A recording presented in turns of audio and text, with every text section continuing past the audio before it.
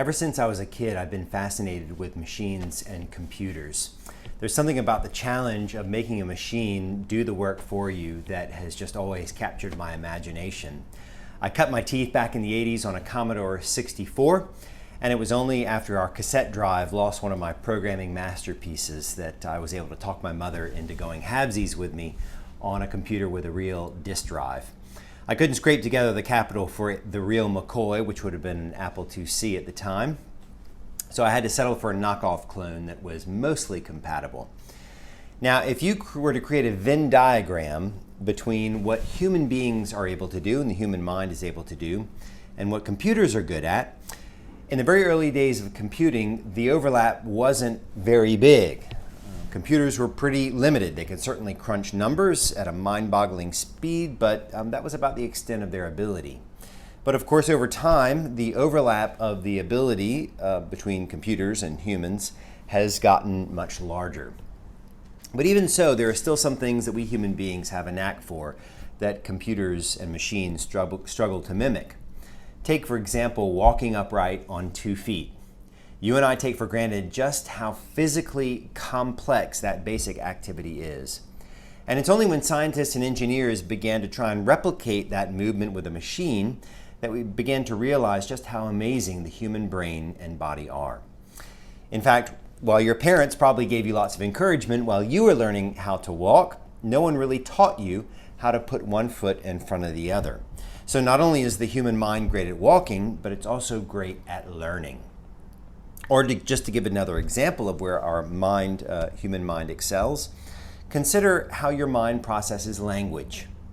If I say to you, I am so tired, and my wife likes to sew, your brain, without you doing anything at all, interprets the difference between so and so. But programming a computer to know the difference has been a very difficult problem for it to be able to figure out the difference between those two words. And we've come to learn just how extraordinary the human mind really is. And yet there are still some things that the human mind does not do very well. On the whole, the human mind is not very good at assessing risk. We are often very concerned about things that we really shouldn't be concerned about, and we can tend to ignore those things that we should be concerned about. The classic example is the difference between how we assess the risk of traveling by car versus traveling by airplane.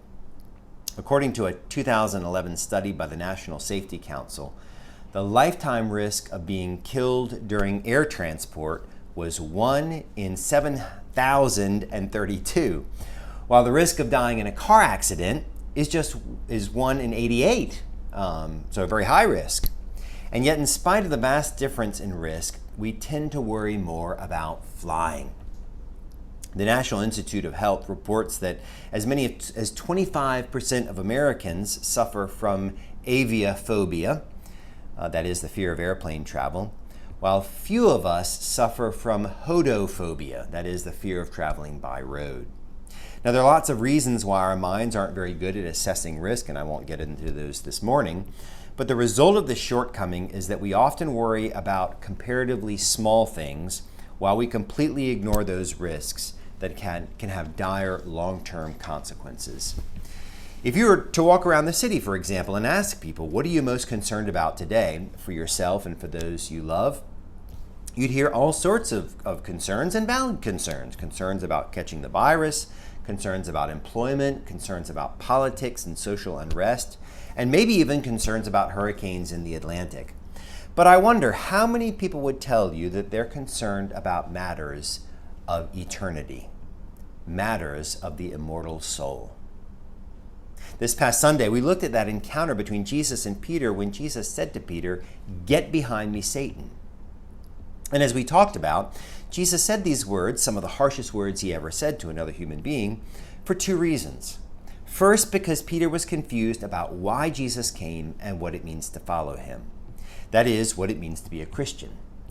But Jesus also said it because Peter was in a spiritually dangerous place. Peter's mind failed to register the spiritual risk of his current situation. And so Jesus, out of great love for his friend Peter, said those hard words to wake him up.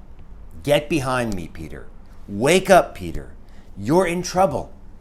You don't realize the risk that you're in.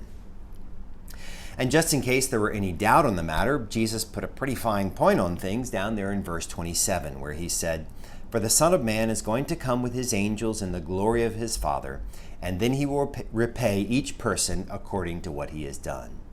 In other words, when Jesus returns, he will judge according to whether or not we have died to ourselves, taken up our cross, and given over our lives to his lordship. Or to put it another way, Jesus will judge based on what we do in terms of our decision to follow him or reject him.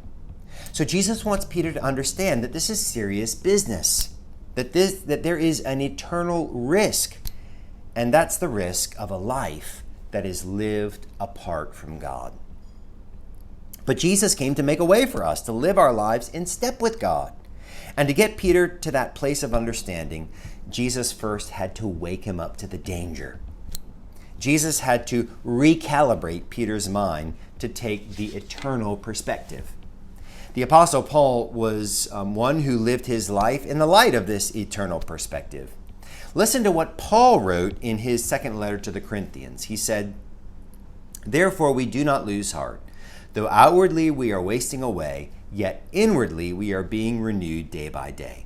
For our light and momentary troubles are achieving for us an eternal glory that far outweighs them all.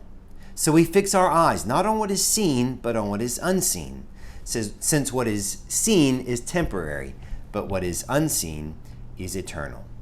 That, my friends, is the eternal perspective. It's a perspective that gives hope. It's the perspective that understands that there's no more important decision than the decision we make about who Jesus is and what it means to follow him. So friends, take a moment with the Lord and ask him into your heart to do a little risk assessment recalibration so that your priorities and decisions, your concerns and your hopes can be governed and guided by an eternal perspective. "If anyone would come after me, let him deny himself and take up his cross and follow me. For whoever would save his life will lose it, but whoever loses his life for my sake will find it." God bless you, and we hope to see you on Sunday.